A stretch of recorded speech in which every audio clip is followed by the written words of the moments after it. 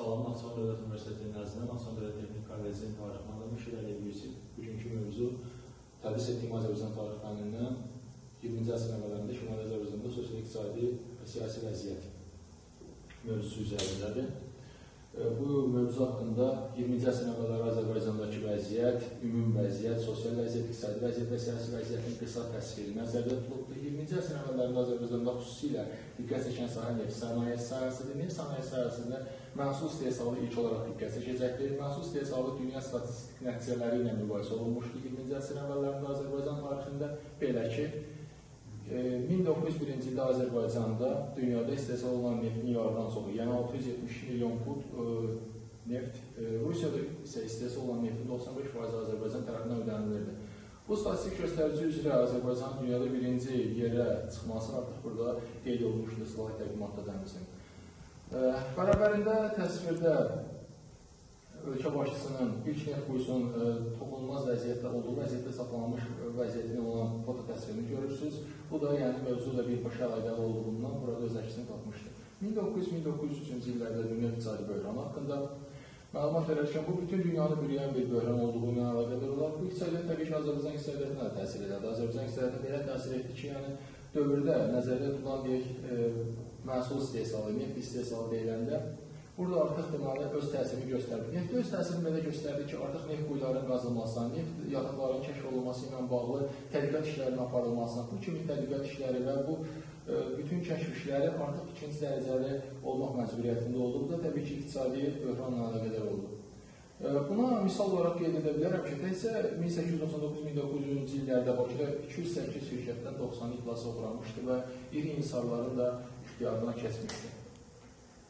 Bərabərində neft ixracı sayəsində ötən əsri, yəni 19-cu əsr haqqında müəyyən faktlar haqqında danışmaq olar. Belə ki, neft ixracı xarici kapitalistləri təbii ki, diqqətini çəkəcəkdir Azərbaycanda. Azərbaycan bildiyimiz kimi, yəni bu mövzuya qədər dəfələrlə qeyd olunmuşdur ki, zəngindir təbii sərvətlərlə, xüsusilə neft nəzərdə tutulur burada. Təbii ki, xarici kapitalistlər də burada diqqətini çəkmişlər 19-cu əsrdə. 19-cu əsr deyiləndə ilk yada düşəcək Nobel qardaşları şirkətləri. Nobel qardaşları şirkətinin əsası 1879-cu ildə qoymuşdur. İsveç təbəələri tərəfindən qoymuşdur bu şirkətin əsası təbii ki. Ardınca bunun bərabərində digər Qərbi Avropa ölkələrindən, yəni İsveçlə bərabərdə Fransa və İngilis kapitalistlərinə nümunə göstərə bilərik. Belə ki, 19-cu əsrin 80-ci illərində Fransız kapitalı nümayəndəsi Rothschild artıq Bakı neft sənayesinin öz kapitalını qoymuşdur və bu neft kapitalı qoyuluşu da bu silsilə tədbirlərin davamı kimi qeyd oluna bilər. Bərabərində İngilis bankeri Qubart haqqında məlumat verə bilərik ki, eyni əsrin söhbət 19-cu əsrin 90-cı illərindən gedir. Burada neft sənayesində böyük həcmdə kapital qoyuluşu və bu kapital qoyuluşu da Azərbaycana olan xarici kapital axınından xəbər verir. Artıq bu bir yox silsilə xarici kapitalistlərin burada kapitalları buna nümunə ola bilər bərabərində. Növbəti slayd təqdimatda biz burada Nobel qardaşlarına məxsus olan Zoastr, yəni Zərdüşt tankerinin burada təsvirini görürük. Yəni burada tanker üzərində də qeyd olunubdur. Təbii ki, Kiril əlifbasına məxsus olan qeyddir bu. Burada Zərdüşt, yəni Zərdüştlük Azərbaycan tarixinin dərinliyində olan deyək ki, bu inancla bağlı olan Zərdüştlük inancına burada ehtiva olunmuş bir adlandırmadır. Neft emalı sayəsində xarici kapital nümayəndələrini qeyd etdikdən sonra biz milli kapital nümayəndələrini qeyd etmə bilməzdik. Yəni, belə ki, neft emalı sayəsində 1906-cı ildə fəaliyyət göstərən 77 zavoddan 20-si milli kapital nümayəndələrindən Azərbaycandan Talayevin deməli burada təsvirini görürük, Mursa Muxtarovun burada təsvirini görürük, Musa Nariyevin burada təsvirini görürük, Şəmsə Əsədullayevin burada təsvirini görürük. Bu təsvir olunan şəxslər dövrdə, yəni 20-ci əsrin əvvəllərində, söhbət 1906-cı ildən gedir qeyd etdiyim kimi, burada artıq öz nümayəndəliklərini 20 kapitalda, deməli, zavodların 20-sində özünü əks etdirmişdir.